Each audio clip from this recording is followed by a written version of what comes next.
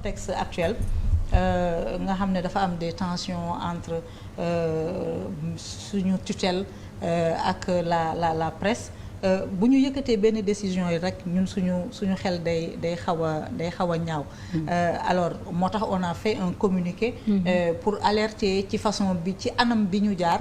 On ne conteste pas les prérogatives du président de la République qui nomme aux fonctions civiles et militaires. Mais ñu ngi alerter parce que nee nañ ministre bi warul proposer président mooy nommer membre collège CNRA mais lan nga mën a wax ñun médias yi ñun ñi nga xam ne yéen a war a réguler suñu liggéey lan nga li ñu mën a wax. ngir dalal suñu xel xam nga madame Maïmouna Ndour Faye moi j'ai pas encore pris fonction.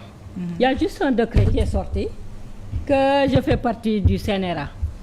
J'ai pas encore rencontré mon président Mamadou Oumar Ndiaye que je salue au passage, n'est-ce pas? J'ai pas rencontré mes collègues, les 7 autres collègues, donc je ne peux pas me prononcer pour le moment. Mais vous avez une idée de la mission qui vous attend?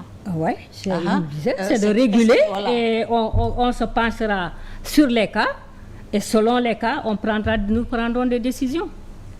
Mais mënoo ñoo wax dara. Ci la posture bi nga xam ne moom nga nar a am. Pour le moment pour cette prochaine mission. Pour le moment non.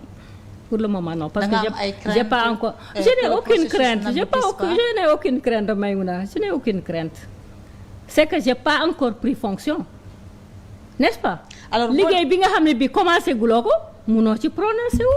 Alors am naa ci idée yu leer. Mais je ne peux pas les exprimer pour le moment. Alors quand je serai devant mon président et devant mes collègues. Je le dirai. boo retourné ci pensée Cheikh Anta Diop. Suñu réew là j'interpelle la sociologue. Réew mi nu muy demee. ci wàll bu ne ci wàllu société bi. nu muy demee ban sentence ngay joxe en tant que sociologue et en tant que disciple de Cheikh Anta Diop. Je ne donnerai pas de sentence parce que je ne juge pas, je ne condamne pas, j'analyse. J'analyse que le Sénégal est wolof madame. Sénégal nekkul benn réew rek bu nekk à part ci monde bi dafa nekk monde bu am crise dëkk yëpp yëngu fépp la ñu am ay problèmes avec la jeunesse entre les jeunes et les adultes parce qu'il y a eu beaucoup d'inégalités, beaucoup d'injustices. N'est-ce pas? Et ces injustices-là, en particulier en Afrique, où les 75% ont moins de 19 ans. Donc c'est une jeunesse qui est inquiète. C'est une jeunesse qui se cherche, etc., etc. Et il s'agit justement aujourd'hui, que ce soit au Sénégal, que ce soit en Afrique, l'idéal c'est de mettre en commun nos potentialités, de lutter ensemble contre nos problèmes, tels que le terrorisme aujourd'hui.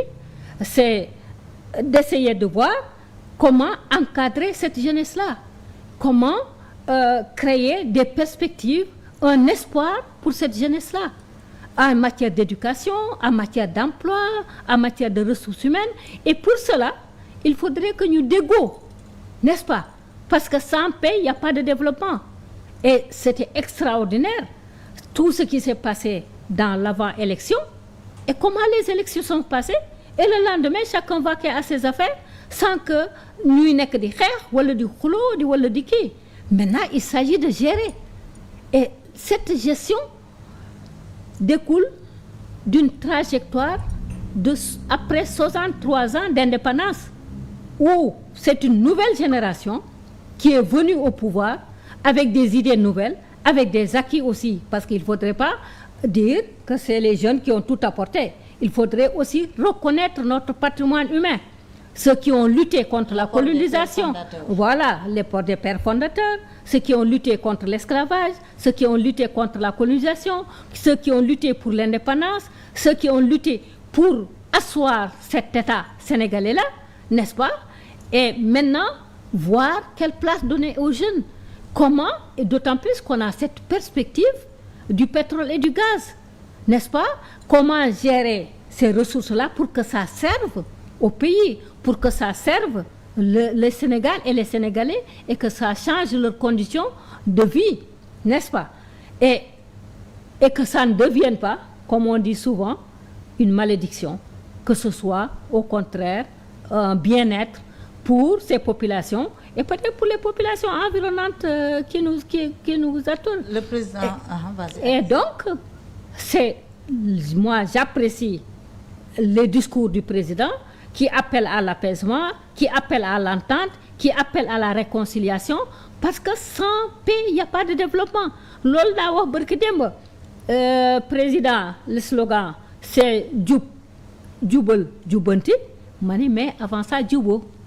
Avant ça juboo. Mais c'est un très beau message et d'autant plus que président de la République dafa ne